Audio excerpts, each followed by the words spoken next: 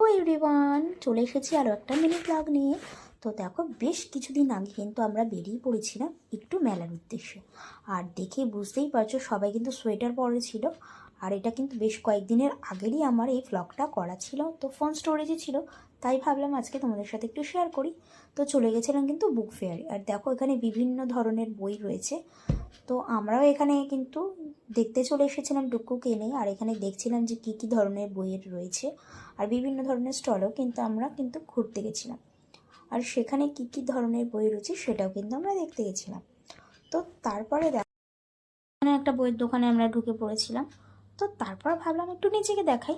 তাই আবার দেখো, নিজের ভ্লগ নিজেই করতে আবার শুরু করে দিয়েছিলাম নিজেকে দেখানোর জন্য। আর তারপর দেখো, খাবার জায়গা চলে গেছিলাম। তো মেলা মানেই তো বিভিন্ন ধরনের খাবার।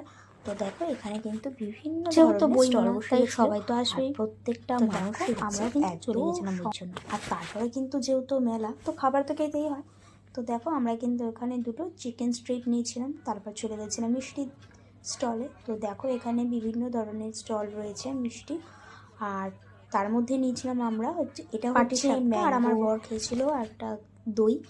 আর তারপরে চলে গেছিলাম, দেখো এখানে কিন্তু একটা স্টলে পোলাও, মাটন, চিকেন, বিরিয়ানি সব ছিল। তো আমরা একটা প্লেট পোলাও আর চিকেন কষা নিয়ে নিয়েছিলাম। আর তারপর খাওয়ার পর পেটটা ঠিক হলো না বলেই চলে গেছিলাম একটু পাপড়ি চাট খেতে। তো দেখো, পাপড়ি চাটও কিন্তু আমার নেওয়া হয়ে গেছিলো।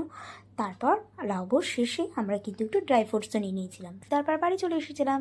আজকের মতো শেষ।